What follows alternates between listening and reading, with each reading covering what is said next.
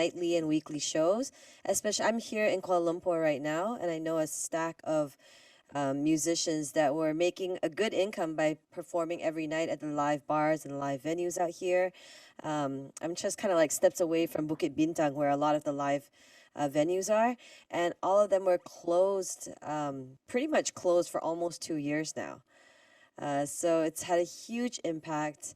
In Singapore, where I'm actually based, it's a little bit more open and is opening up a lot more now, especially for vaxxed individuals and artists. But everything is still quite conservative, and some of my favorite clubs and haunts in Singapore have also closed down, which is really shocking to me. And it's too bad. And I think another challenge that I faced as an artist, I mean, beyond I think the surface level of like, well, actually not surface level, how deep it goes of venues closing and people struggling to keep open, is also, I think, in a time when creatives are struggling to make enough money if this is their full-time pursuit.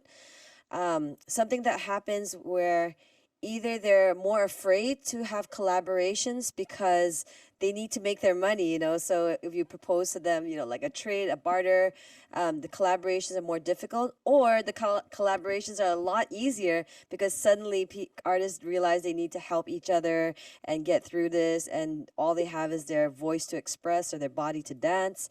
So it could go either way. So these are the kind of the first things that popped up definitely on my end.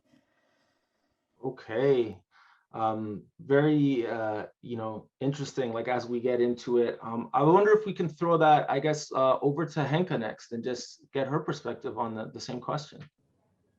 Yeah, over here in the Netherlands, everything has pretty much been closed down for from March 2020 till up until probably the 25th of September. So we're still closed. A lot of the nightclubs are closed.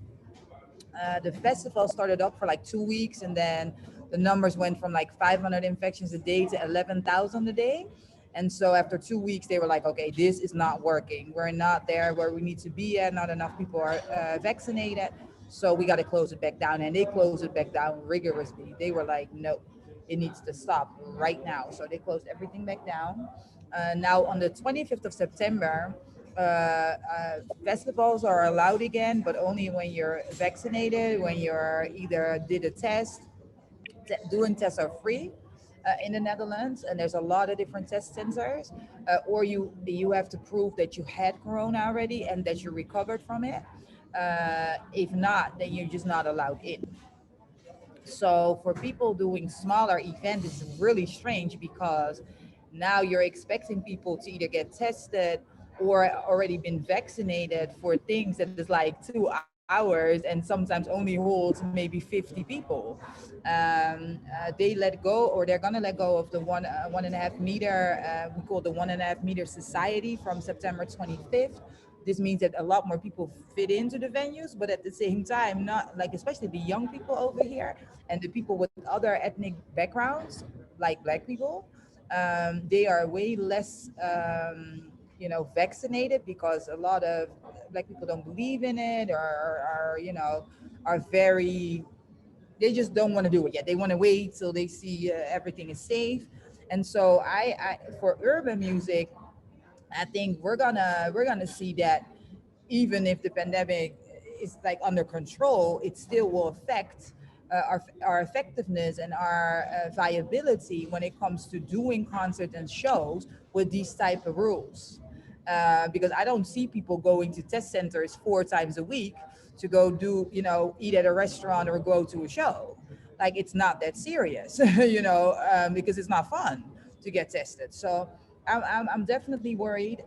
I see that a lot of people, a lot of the artists that were living off of the live music now had to start being creative. They couldn't just rely on their live performances. So you saw a lot of people trying to find solutions like online, but that really, how many times can you do that? You can't do the same repertoire every week. So they have to be more creative than that. And now you see that a lot of people started going into the studio more, but then they realize if they release something, it's not as successful as before because they don't have the live performances to promote, and to get people excited and to keep putting into people's head that they released something. So life is such a big part of the chain of being a successful music artist that I think for a second there, it really put everybody flat on their booties and to think, okay, how in the world are we gonna come up with different business models to make it through this pandemic.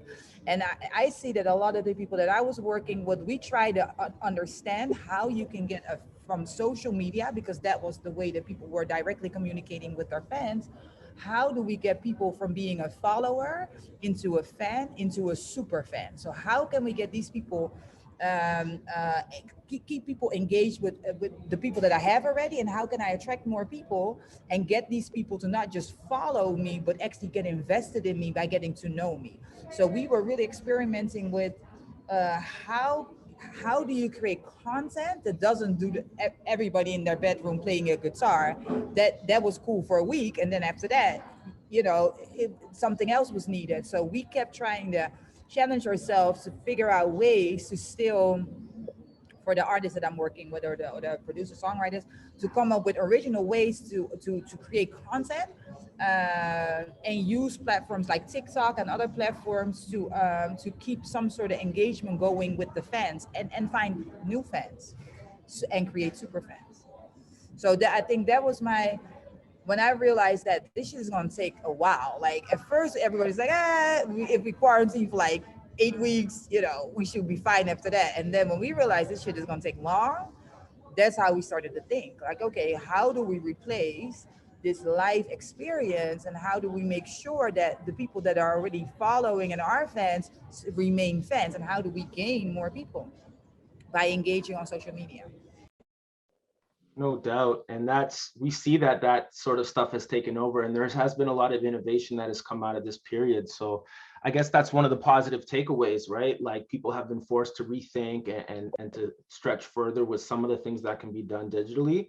And that kind of relates to my next question, but I'm still going to throw the first question back over to Kissland, because I'm pretty sure there's a unique perspective that everyone brings to this. So over to you, Kissland. Where do I start?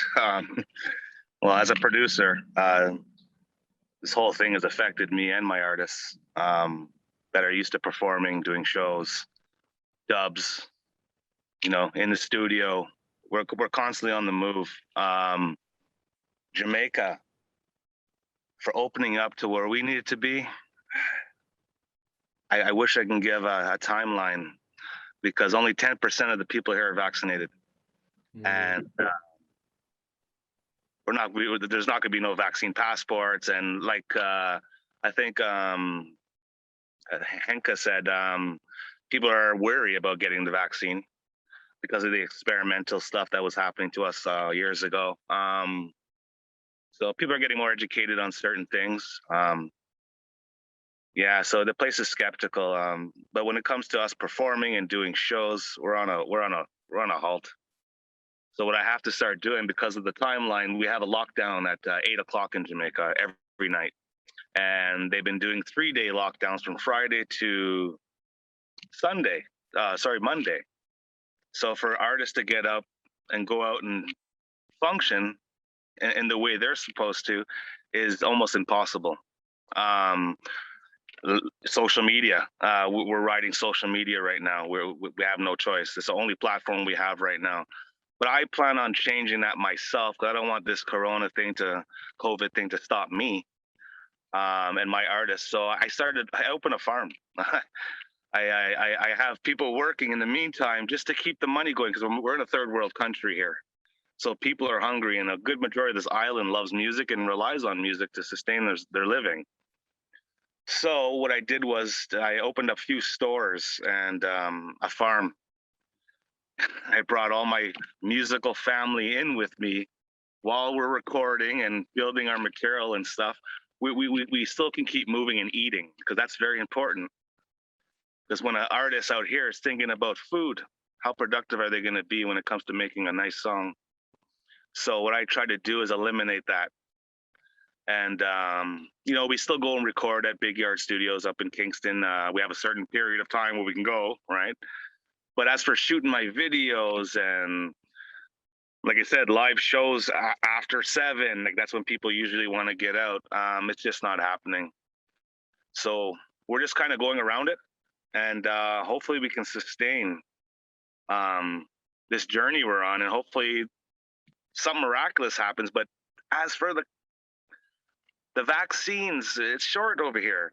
Jamaica is not exactly getting the amount of vaccines they need, and the skeptics are saying, "Why get a Why are you so concerned about me getting vaccinated when you're already vaccinated?" So it's kind of blurry, and otherwise, me and my artists are going to keep moving, like I said, through social media, and I'm going to start holding events during the day.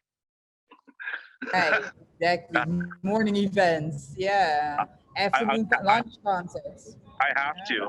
I got this space. I have a lot of support here in Jamaica to do this. A lot of artists that would love to have the opportunity to do that.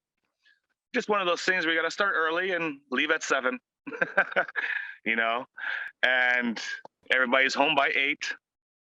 And hopefully I can still spread the word of our music and our sound, and get the artists and the promoters and the people that are involved with the sales of anything that we sell at those functions, that can keep moving somehow. You know, and it's that's crazy, but such a great idea though. To I mean, in the end of the day, if you don't eat, you're not gonna be creative. You know, that's a basic need. So yeah, you have to. An hungry belly out in Jamaica doesn't work. No, it doesn't work anywhere in the world, but definitely not in Jamaica. Hey, I was gonna say one of my favorite parties ever in LA back in the day. I don't know if they're still going. Is the Root Down, which were daytime parties, and they just like served all you can drink mimosas to everyone, and they had live, great DJs. On a good day, it'd be Madlib or Pete Rock on the turntables, and so some of the best parties I've been to have been daytime parties, and in Jamaica, no problem. That's amazing. Yeah, the sunshine and the event place I have that we can throw events, overlook the ocean, and it's a popular place where people come and play cricket and soccer or football. Sorry. I can imagine what a huge change it is, because no one go to the dance before like 1 a.m. in Jamaica, and now the dance lock off by 8. It's crazy. I never thought I would see the day. It just requires a different type of makeup too. So they'll get adjusted because they're gonna want to party. So Jamaica the party. That's crazy. The culture. We love music here, and it's the vibe, right? It's the good vibes, right? Music, food, and life. Yeah, such a unique solution. Like starting a farm, making sure that people are still moving. There's money moving, and people literally have food to eat. Such an essential part of it, and just listening to the different perspectives. Like this thing is impacting artists and people in the creative sphere a lot across the world, but it's just so interesting that also the issue of Black people, communities of color, minority communities not trusting, and so because of the history, right? The history of like Kissland mentioned, experimentation done on racialized people and especially Black people with vaccines. And here in Canada, there's history with Indigenous people too being experimented on with medications and vaccines. So knowing that this is the kind of music milieu we're in as well, and like it's just impacting people even more so than in other music art forms because of the the background of a lot of the practitioners of the music here. So having people like such as you three amazing guests working on this, sharing information, being creative and working hard to get through this is really a blessing and a gift for our whole global community. So that's really dope. And kind of my second question really got addressed already, because I was going to ask about pivoting, and if opening a farm and having day parties is not a pivot, I don't know what is. So I don't know if there's much more to say about that, because I know Henca and Masia, you also brought up like the different strategies you've taken and trying to get in. And we also kind of discussed the third point of what the situation is like on the ground in your area. I would like to ask a little bit more about what you think moving forward is going to look like. like the near future, as in the next few months, but also maybe a bit past that? What do you potentially, and I know no one has a crystal ball, so we don't know for sure, but what do you think may be some of the next steps that we're going to see kind of coming in your locale, but also some of the things that people in the industry might be able to take as far as, movements in the industry and trends that we're going to see develop as, the impacts of the COVID pandemic are kind of shaping the way we move? I'll throw that to Masia first. Sure. I mean, I think the one thing you heard across the board from all of us is that you're diversifying your paths of income, right? You just have to find different ways. For myself, my suka suka sauce, which started out as a project because I just missed the food of the Caribbean while I'm out here. It's not easy to get a good jerk out here. That sounds terrible. So I mean, I leased a small plot of land as a farm, and I grew some Jamaican herbs and spices. I also found that people in Southeast Asia were more open to tasting new cultures' food before they would be open to listening to a new artist or a new genre of music. So we wanted to kind of share that. And before the pandemic, I mean, it sold really well because it's a good sauce. But the millennials would all tell me, like, I don't cook. Maisha, I don't cook. I mean, Singapore is a huge culture of eating out all the time because you just don't have time. And suddenly now everyone was at home and they were taking the time. And then I was getting hit up by all these millennials. They're like, we're going to try this cooking thing now. I'm like, okay, why don't you do that? So the sauce actually did better during this time. Another major pivot for my company, which was Nusantra Records, is that we moved away from being a traditional record label and went to specialize in sync and licensing. Because I realized for myself as an artist, I've spoken to a lot of friends that somewhere on the borderline of being homeless during when everything locked down, and they're depending on those nightly gigs. And I realized I made it through because I had a bunch of sync and licensing deals go through just before the pandemic. And I mean, a few of them were Netflix placements, and I mean, I think we're watching more Netflix than ever before now in this new digitized economy and world. So that was a major pivot. Trying to pick up more catalog and help out more artists with linking those opportunities because I saw that it could really help, and also give artists kind of a income in hand that they can then reinvest into their new projects.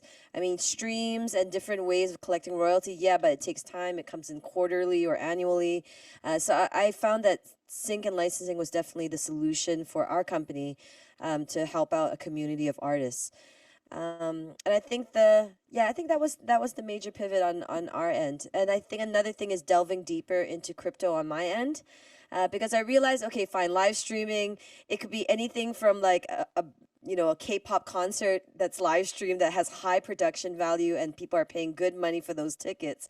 Or it could be like homie in his bedroom with his guitar every night and you're like, yeah, I've already seen this, that kind of thing. So I wanted to explore where this world of live streaming will now go to, because obviously the technology and the backdrops and the interactions, that's all going to elevate now that this is seen as a viable way of performing. And I also felt like that kind of crypto ecology, the people that have been onto crypto art and NFTs, are used to consuming a lot of information through the computer anyway. So that would be a great test market to then develop live streaming techniques and best practices within. So those are our two big pivots, the sync and licensing and delving deeper into crypto art. And selling lots of sauce. Yeah, you got the sauce. When you got the sauce, The that's a sauce, good base. baby. I got the sauce. Really, I gotta try to get you one. I'll try to get you one over there. such an interesting pivot, selling sauce, and the fact that everybody was locked in their houses that made it a bigger demand. That's a great sort of fringe benefit for you. Henca, I know the New School Rules Conference and was interrupted, and you did deliver it digitally. Is there any information about that, like delivering digital, that you think would be good backgrounder to share? Yeah. The first time around, so we had our 2020 New Schools planned in May, the end of May, and this whole thing started coming down pretty much halfway through March.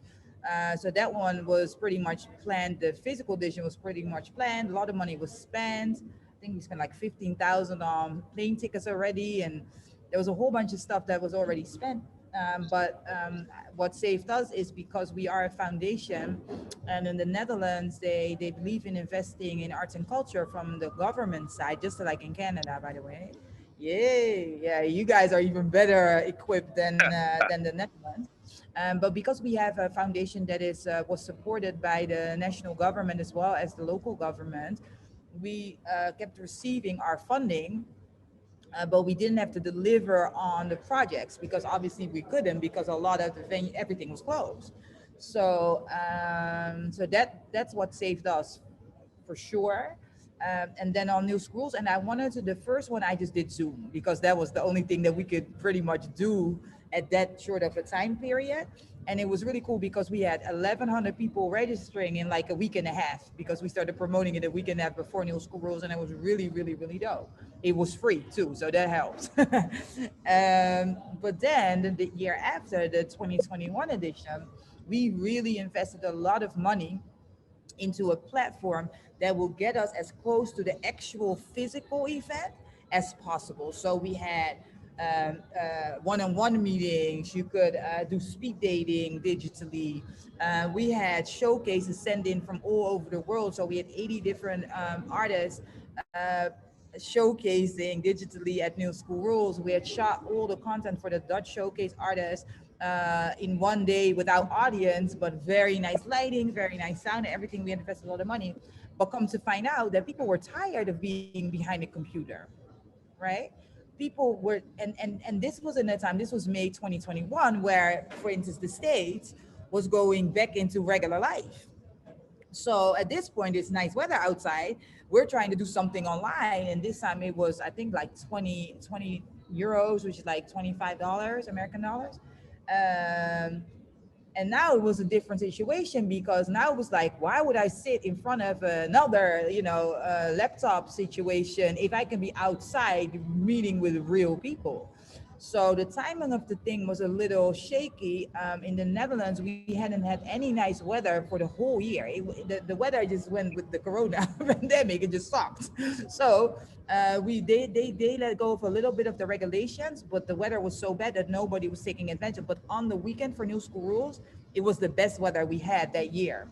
So in the Netherlands, nobody was inside. I even went to the cafe and sat outside and had my Coke with no ice, because I was like, yo, this is the first sunshine we got this year. So number wise, it was not good. But for the people that were there, it was very informative. We had as big as a schedule as we normally have. We had even more panel members. So I was happy we did it. It represented the brand way better than the Zoom. We had a live TV studio, and we helped a lot of people still. But I need to get back to physical, because the real strength of New School Rules lies within meeting real people, having that little dinner or that little breakfast at at the conference hotel, or getting lost in a street because you don't know where the hell you're going with your Google Maps that you don't have Wi-Fi for. Those type of experiences make it successful. And we didn't have that. And in the end of the day, the music industry is a people's industry. It's a feeling driven industry, right? Emotions is super important, and there's only so much you can do behind a computer screen. So this coming year, 2022, is our 10th anniversary. And so we're going in for the physical edition, but what we are gonna do is add a digital element to it for the people that are somewhere in the world that can move around yet. They're not going to be able to experience the whole conference as we did the last time when it was all digital, but we're going to offer them some sort of insights and some sort of meeting opportunities with the people that are physically there. So I guess from this point on, I'm going to try to do a hybrid version of New Schools, where we do the whole physical event, and then cater to some of these people that can't afford to fly or just are not able to, whatever, and offer some sort of digital experience at the same time. Yeah, that sounds good. Yeah. So That makes a lot. that's Oh, sorry. Go ahead, Masia. I'm sorry. yeah, but also, to have a live show and to not have it live, that shit is just boring. Sorry, there's no artist that can really fascinate you. Like, you know what I'm saying? Like, when we did the recordings for the Dutch showcases, you know how it gave us so much energy to go for the next couple of months because we saw the actual performance, we felt it in our bodies, and yeah, there's nothing to compare it with. Yeah, the community here as well. They're so excited for me to do this because, like she said, people like to feel and touch. I even have people on my Instagram saying, "Are you even real?" You know, and so Exactly. you know, so Yeah. yeah, because the way I post and everything, you know. But yeah, well, I'm definitely looking forward to doing the daytime shows.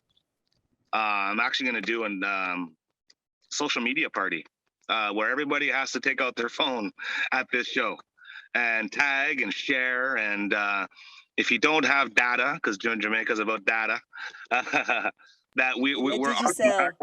with the fee, the entrance fee to come in, we're going to give you a top up card. So there'll be no excuses not to Uh, promote and enjoy. So yeah, so we're going to be doing that just so everybody can have that feel, and the people that are watching, like you said, can enjoy as well, and kind of hope one day they can come and join as well, right? So at least they know what they're missing right, uh, right, right. for the future. But I'm still going to try to keep it because Jamaica's about people. There's no social distance here, guys. No, I'm we at do hugs here too. We don't care. We're like, it's actually the lowest count of COVID in the world here in Jamaica. If you do your research, it's really low here. It's really low. I don't know if hold it's from up. or the So ginger. 10%, right? The weed. So 10% is only vaccinated, and you have some of the lowest numbers. That's very Yes, interesting statement by yes. itself. Well, they believe Jamaica. I don't know. Like, I'm sure the other parts of the world believe in this too, but they believe in food. Everything is a cure. Soursop leaves. Everything is about mixing and making a That's right. concoction of some sort of natural foods. And Vital is vital. yes, and I've been doing that ever since I got back to Jamaica here. I lost 70 pounds here last time I was here last year. I came here at 305 and left 235. And that's all because I was stronger, I was healthier, and COVID did not affect anything with my health. So I don't know. Jamaica is, like I said, there's not too much social distance here. So people still want to be out and about. They still want to communicate and and they're losing trust too because you have people in high positions here partying on their birthdays and stuff. And I don't know if you guys seen it, the little controversy here in Jamaica, but they're telling the people one thing and doing another, and so that's what's causing some more issues. Mm. But for me, in the music field and with you guys, I think I'm just going to keep moving, act like this is not even happening, and just try to build my artists up in my production, my label, because it's either that or I curl up in a ball and I fold. So we just have to keep moving, keep making money, and just try to find ways around it until this opens up. And You know what's that's oh, sorry. it's so hard sometimes when you're like, and that's what you were saying too, like the cues of like a conversation through digital. I'm like, I don't even know when the next person's trying to get in, having like those nonverbal cues are so hard to read through this thing. So excuse my interruption. I was going to mention, like, it's really interesting because, we talked about the day parties and Henca was talking about the going hybrid. And that's a really interesting way of going hybrid, like live and social media party, as you positioned it, Kissland, and like, that could really be, you could really be onto something where everyone is like encouraged, not just like allowed, but encouraged to like post and share and tag people. That's like a really interesting way of like getting the artists who you're bringing into those day parties, getting that, like you have that energy so people know what they're missing out on, because people are telling the story through social media and pushing that out into the world, because as you said, that's what your artists need right now, right? Like they're not building their brand by sitting down, I guess. No, and I got so much material. Like I got so much amazing material that I can't even get to the point where I need to be. Like I gotta shoot videos, and some of these videos are at night. I can't do daytime videos. Right? I make club music. I make, shake your booty type music, right? So Yeah, you could do it during the day, but some, like I said, some of the concepts are nighttime, and I'm having some problems getting some of my projects done because of the curfew. But I have a question. Did it influence you? Because over here, what I noticed with a lot of the artists and creators, producers even, is that they stopped doing the club music because there was no clubs to do them at. So they pivoted into almost other genres sometimes, like the more slow, the more serious, the more deep, yeah, and the I did. less club. I did. I got into yeah. Well, I know I'm into dancehall, R&B, soul, hip hop. So yeah, there's a couple artists I have that we're doing a lot more R&B type stuff. You know, get married, graduation type music. You know what I mean? But I'm actually excited about those projects. But yeah, we still have that up. We have upbeat stuff, that good vibes music. You know, even if it's during the day, you know, at lunch, or we want to put this music on. This is, you know, you still want to shake a hip or two. You know. Hell It's yeah. still it's still needed in these times. You have to still have the upful vibe, all around. And Henka, Especially I want to reply to what you had said. Actually, I mean, for me, it's not R&B. Like hip hop's my actual like soul, my yeah, go-to. So during the time, I'd been hosting like ultra music festivals and really like 1, 2, 3, like hyped up kind of jams. And when this kind of pandemic came down, I went right back to like my first love, which was hip hop, and put out this really like classic hip hop sounding record called Freedom Fades. We released I don't know if you can see it here. Maybe the plastic. We I gotta released search the that. album as a face mask, which wasn't a huge issue here in Asia because we were all rocking face masks before the pandemic, anyways. But but one thing that face mask had, I'm not sure if you can see, was like an embed code for Spotify. So the idea was for people to zap the mask, have their pandemic, soundtracks in, hit the road, and partial proceeds went to a mental health organization called Samaritans of Singapore here in Southeast Asia. So the idea was to have like music, mask, and help a good cause. So these were like little pivots that we're making and letting the music kind of determine these new paths that we're making. Hmm. And I wanted to double back, like absolutely a hybrid festival. Like I love New School Rules. I enjoyed myself thoroughly the year that I attended. But in the past 2 years, I think I have a unique position from the other two guests because yes, everything is better live, but I think in Asia with the high populations, and there is a huge part of the population that's very introverted and probably would rather be doing everything through a computer. Um, for those populations, this time is kind of like, yes, finally I can, Henka has some very high valued guests come speak and give advice at New School Rules. So where I'd be too shy in the past and I wouldn't be necessarily the person that approached that speaker, now that it's available online, I'm allowed to speak to that person, or I'm braver to type my questions and that type of thing. So I think absolutely there's an audience for a hybrid Yeah. It's festival. also, the language barrier sometimes is also a thing, right? If you can type your question and you Google Translate it a little bit, and take your time to be able to type it out, it's different than when you have to stand up and raise your hand and then ask the question in public. It's scary sometimes. And one of the things that we Everyone had that I thought, looking at you. yeah. Like, oh, what she wear? No, but New Schools, the people don't care. You can be yourself, but still, it's scary for people, right? And so for this digital version, it was really funny because we had a rotation system with the speed dating where you didn't know who you were gonna see, and you had 3 minutes, and after 3 minutes, you get cut off. Whether you're in a good conversation or it was awkward as hell, it was gonna cut off. So sometimes we will have those, it was called speed date carousels, and I would jump in there myself, and people like, oh, hi. And I'd be so shocked. But then it didn't matter were it panel members or were it creatives or whatever.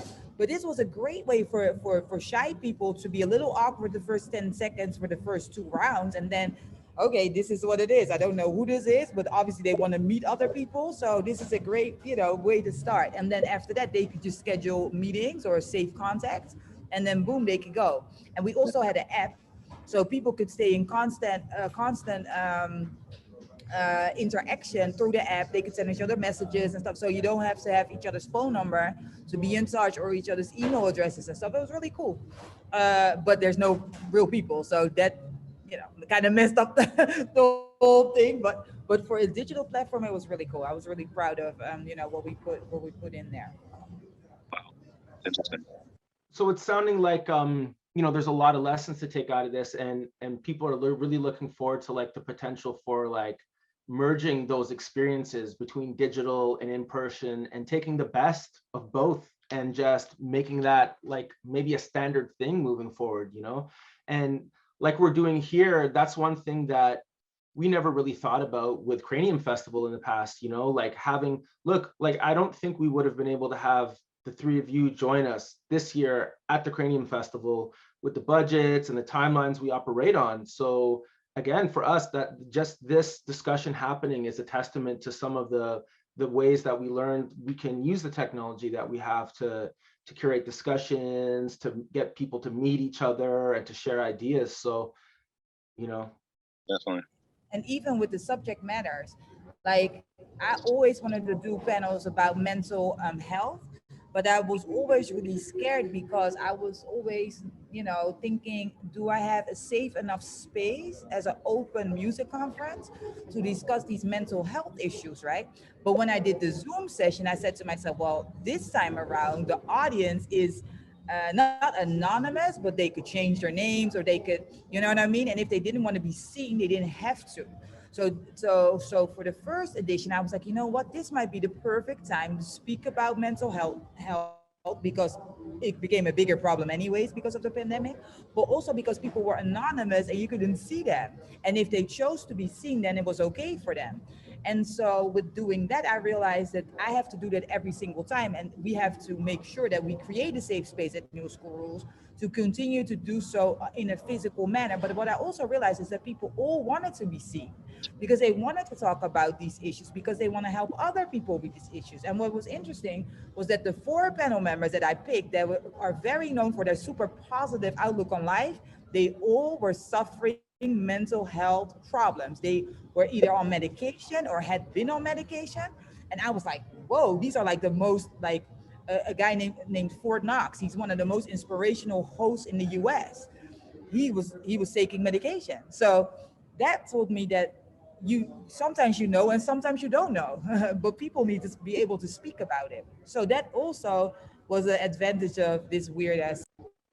mm-hmm. So some of those like conversations that wouldn't have happened before were facilitated because of the pandemic and having conversations through different technology. That's amazing. One of the things that I was thinking about was how we were talking about how, certain segments of the population, racialized people in a lot of cases, are less likely to get vaccinated or more hesitant for good reason as well. And as we're seeing, this can impact the ability to travel, right? And to get into certain venues. So I'm just wondering, we've experienced that recently too, as we're getting ready to deliver the festival. As people watching will see this now, but we're recording this panel about 10 days before we launched the Cranium Festival. And we've had some artists drop out, and we've had, audiences complain because you can't attend in person if you're not vaccinated and all these sorts of things. And we're not necessarily we're not happy about that, but the situation is what it is, right? And I'm just thinking forward, like, the other thing that we saw was, while it's impacting artists, and in Canada, artists of color seem to be more impacted, another thing that seems to be happening is that, for example, we have not booked a single international artist to perform this year. So we're able to present more Canadian artists and to dig deeper into the roster, into the talent that exists here, and we're super, super excited and super happy with the lineup we've put together. Some like just amazing Canadian talent that probably wouldn't have gotten the opportunity, all of them, if we weren't limited to only Canadian artists. And already hearing feedback from people who have been, going to the website and saying, I never knew about this artist, but since, you presented them and they're on the website and their links are there, I was looking through, and this person, like, their music is dope. Like, I can't wait to see this person. So there's these two sides to it, right? Like limited travel, but then another opportunity to like dig in locally and develop your local ecosystem more and to really promote those local artists to local audiences. So is that happening in your areas as well? Like, has that been one of the things that you've seen sort of digging in deeper? I'll go to Henca first, I guess. Well, because we're funded by the Dutch government, we always have to be very aware of how much artists we're getting from the Netherlands compared to other places. For some reason, Canadians have been a heavy part of our roster always. Yes, of course. The thing is, what we did is for the Dutch artists this time around, we made sure that we recorded them in a proper way, right? And so they still had an advantage over everybody else because we invested in the venue, in the lights, in the recordings, in the audio, and all of that. Did we go deeper into the Dutch artists? No, because we had way less artists performing. But what we did do, because normally we never pay the artists because we are a showcase festival. So we say, okay, we bring the promoters, we bring the the audience, we bring all the other movers and shakers. So we create an opportunity for you to promote yourself and get signed, for instance. And now this time around, we said, okay, the Dutch artists we will pay because we know they're really struggling. And even though they didn't have any significant name-wise, because they're unknown artists even from the Netherlands, we're like, okay, no, we have to compensate whatever we can afford. We're going to compensate them with it because we feel like that's a little, it's a little way of still supporting the community or whatever. So we changed that part. But we didn't really get to necessarily do more artists because we only had spots for 80 showcases. That's amazing. Only 80 showcases. That's a lot. So that's really dope. For Masia, have you noticed that at all in the local ecosystem? Has there been more opportunity for local artists? Yeah, I mean, most definitely. I mean, that's what we're working with. And also for myself with Singapore Dub Club, we kind of prided on bringing ourselves like the original article performers from Jamaica or from, around the world, such as Sister Nancy and Johnny Osborne. And, we brought these artists for the first time to Singapore and sometimes for the first time to Southeast Asia. And now suddenly that was a whole heap of problems to clear, So on our end, we definitely focused a lot more now on the local scene. And you'd be amazed, Indonesia has an incredibly huge reggae and ska scene. You have Vietnam that comes up with dub and reggae as well. Thailand also with amazing dub scene and reggae scene as well. So it's been more of a focus on helping to develop some of these artists on this end. And hopefully as things begin to emerge, being the bridge to connect them with, people from the West Indies over to this end as well. So, for example, we have an incredible singer named Denny Frus from Indonesia that sang Rocksteady. But one of the first things that got him into the music was this Johnny Osborne tape, and we were able to let him open the concert, the Johnny Osborne concert here, which many of the kids out here and the musicians and artists out here would never think could happen in a million years. So I'm looking forward to that happening.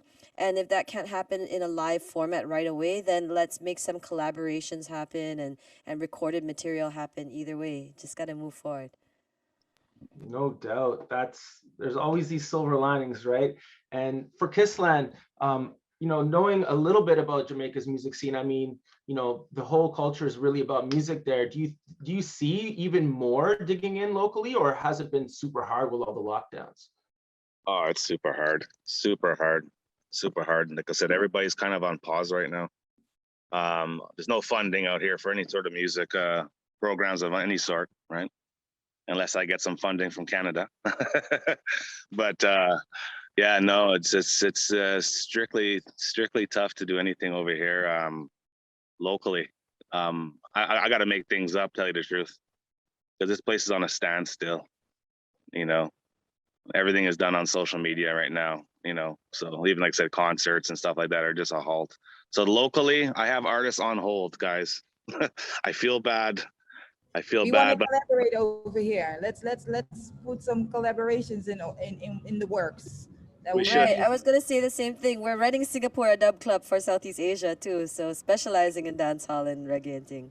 Well, you guys be pleased to know the artist I have signed to the label is, I don't know if you know him, his name's Somatic. He's the 2017 Magnum King. Amazing singer. He won as a dancehall artist, but he's a singer. You know, he had to use a few tricks up his sleeve to get where he wanted to be. He was a reggae artist, singer, dance hall, but he won 2017, and we've been working together ever since. We have a whole heap of material that we're excited to get out. The projects are pretty big, so you know, the limitations here for us to get what we've done are very limited, right? And like I told you, videos and stuff like that. So I'm just making it happen the best I can.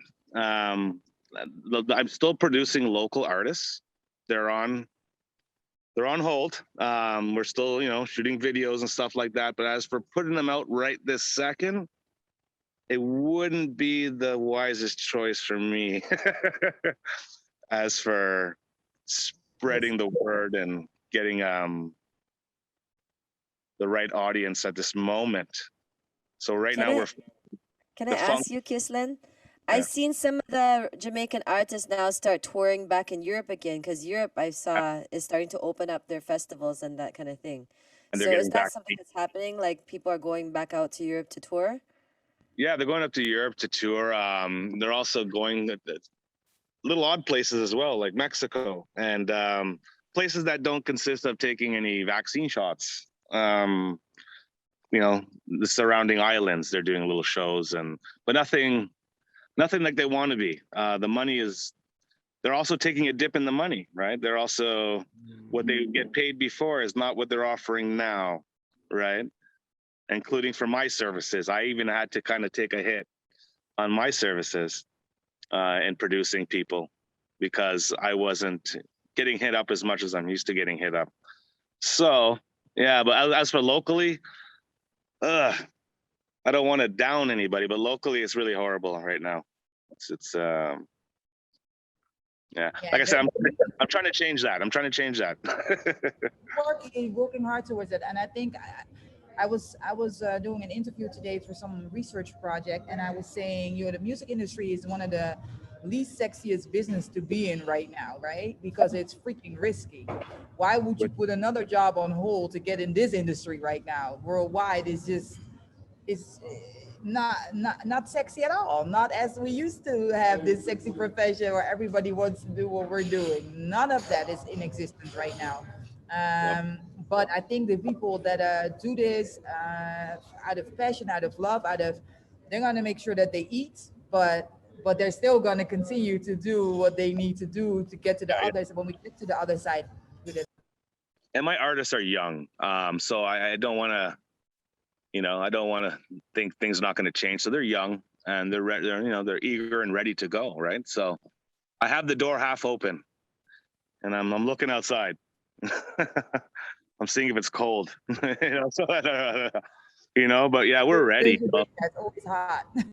Yeah, we're ready, you know. And like I said, it's just I just gotta wait. I don't like waiting. Yeah. I can in the meantime. Like I said, we're opening farms. I have little stores opening up as well. I brought tools. I did everything to keep my artists sustained, to keep them eating. So because it's an image as well, right, guys? It's I can't have my artists not look good. If you know what I mean. You know, like I have to keep their spirits up. I have to keep their spirits up. They have an image to keep, and I just want that not to go anywhere because of this problem.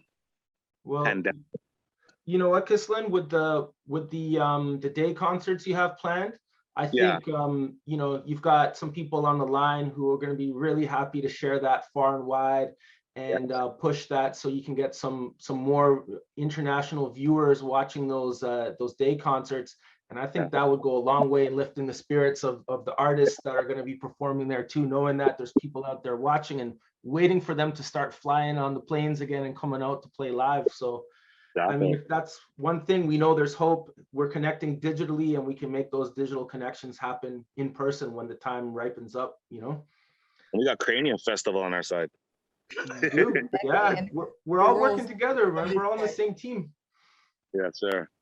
Something I wanted to add to Kissland is if you are broadcasting those parties around the world, like, you know, live as they're happening in Jamaica, I definitely know some like a population out here that'd be interested.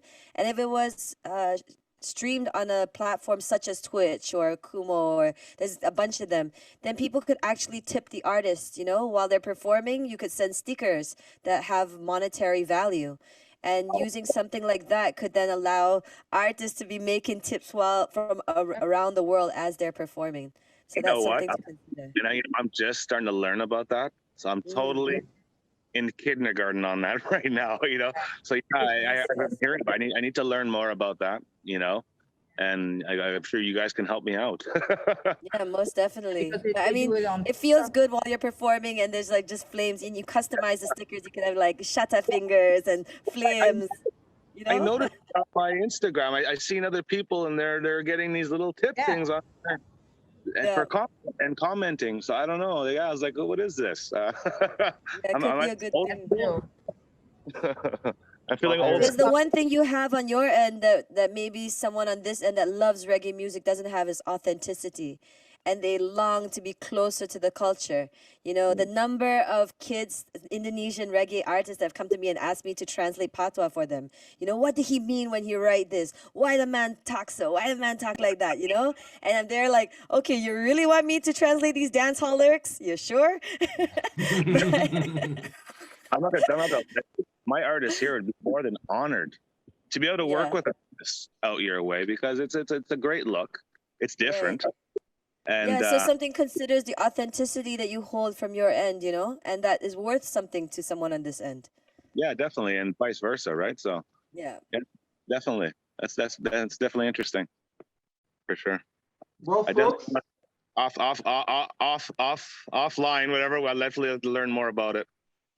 100%. We got to make sure that everybody in the chat in this discussion today connects offline. I think there's been some great exchanges, and we know that there's ways that everybody can strengthen what each other are doing. With that being said, we're gonna close it up soon, but I'm just gonna give one more chance to go around our little digital room and let everybody say any final thoughts, any goodbyes before we close it up for the day. So I'll start actually with, let's go back to Kissland and we'll rotate from there. Well, I appreciate Patrick and Cranium Festival for putting me on here, for letting me speak and discussing my issues and problems over here. And I'm more than happy to be talking with the rest of the panel because I'm learning a lot as well. And, they have a lot more experience than I have in certain areas. So I'm definitely open to learn more with this panel. Definitely exciting. And Patrick, again, appreciate it very much for having me on here. And look forward to doing it again. All right. Hopefully in a better situation. Yes, clearer skies next time, but we deal with the cards we're dealt. And thank you so much for bringing us the information and bringing us the island vibe from down in Jamaica. Appreciate having you here, Kissland. Oh, you see, I wish I was where you are right now. I'm feeling happy right now. Stop that right now. Just stop it. All right. Exactly. You'll be okay. You're gonna be fine. Sorry. Okay. So we'll pass it over to Masia. It's late at night over where she's at, so we'll let her have her words of closing. Yeah, my words of closing. I'm excited that for this pivot that I've done with the company for Nusantra Records to go into sync and licensing, because there's very, very few boutique labels that are handling it on this side. So, finding your way in this difficult time, but also defining the lane. If not many people are in that lane, maybe you could actually do that, and you could make an opportunity for yourself and the community around you. And I love the name Cranium Festival. At the end of the day, it's our thoughts, it's our ideas, it's our inspirations. And one part of diversifying your income is reaching out and helping where you can. If I helped out a taco shop with making like a TikTok for a taco and a burrito during this time and gave them some like musical curation. But that expanded my reach because they ended up buying catering of my sauce from me. And so, like, you never know what could happen. So, one part of diversifying your income is really reaching out, finding out how your creativity could help somebody else out there, finding out if you could make that connection that they've been just, trying to make this whole time. So, yeah, use your cranium, reach out to people, define your independence, and boogie on. Nice. Respect, Masia. Thank you so much. Great words of closing, and now we'll pass it over to Henca. Yeah, thank you for having me again. I can't believe we're still in this situation since last year, but hey, we're here. But we're still here. We're smiling. I see a nice little palm tree. I've been seeing it over your head, and then the swimming pool. So I'm like, yeah, you're gonna be fine. I'm from the Caribbean myself, so every time I'm on the island, even though evening curfew and everything, I'm like, yeah, I'm good. I hope that we can do this in a physical format, in the Netherlands next year. That will be great for our 10th anniversary. I do feel like if we can all get connected over email, that we can definitely, until that point, do something, help each other. I think I have a lot of artists here that would love to collaborate with people in Jamaica, and I've been collaborating with people in Singapore, obviously, and Canada. I don't even have to talk about Canada because this is like my second, my second country in the world, type of thing. No, I thank you for giving the opportunity to speak. Hopefully, we inspired some people. I think the most important thing is keep going, keep going. There will be an end to this at one point. So we're going to continue to go and continue to inspire and help each other out and get through this together. Now we're supposed to sing together. Hey, I play. But yeah. That's all we can do for now. You know. No But thank you. doubt. Well, I'd just like to, give the last word of appreciation to all three of you for joining from different time zones and different situations across the world, bringing your expertise, your perspective, and your personal position as well. Just being the people you are and bringing all those different things to the table. It's been wonderful. I'm 100% sure that there's going to be a lot of people who find a lot of value and inspiration in taking part in watching this panel discussion. So I appreciate you. Keep doing what you're doing, sending you all the love and positive energy to all the corners of the world where you are, because I know we all need it at this time. And, we will continue the discussion offline, so I'll make sure that we all connect. And to anyone watching, if you're watching on Facebook or YouTube, make sure you like, you subscribe, and you share this content. And we'll share with the links and the tags for all of our panelists this time around, so you can connect with them through the social media and with their platforms. So until next time, really appreciate everybody joining. Wherever you are in the world, you guys keep staying safe and you keep pushing through. I appreciate you. One love.